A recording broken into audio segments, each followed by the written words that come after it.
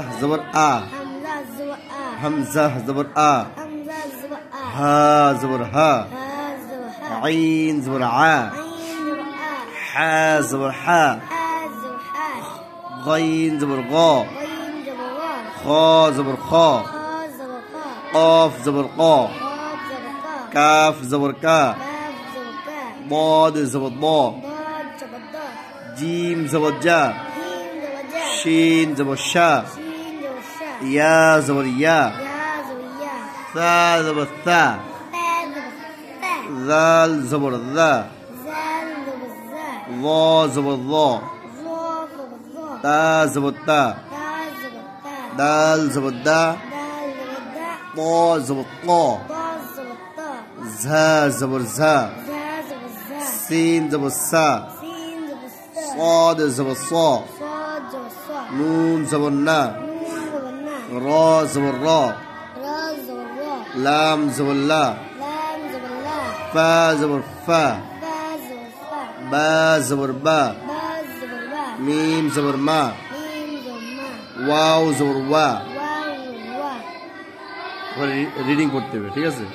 এটা বানান পড়লাম এতক্ষণ, এখন পড়তে হবে কি রিডিং, বানান ছাড়া পড়তে হবে, উচ্চারণ শুধু উচ্চারণ।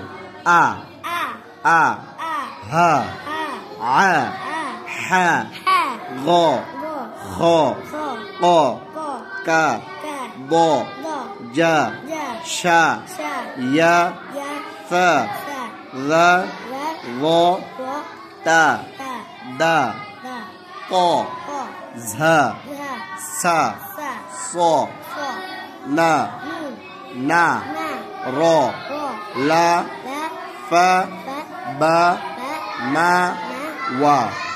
ওয়া আবার উল্টো হয়ে পড়বা, ওয়া, মা, বা, ফা, লা, র, না, স, সা, ঝা, ক, দা, তা, গ, যা, সা, ইয়া, শা, জা, দ, কা, ক, খ, গ, হা, আ, হা, আ, ইয়া।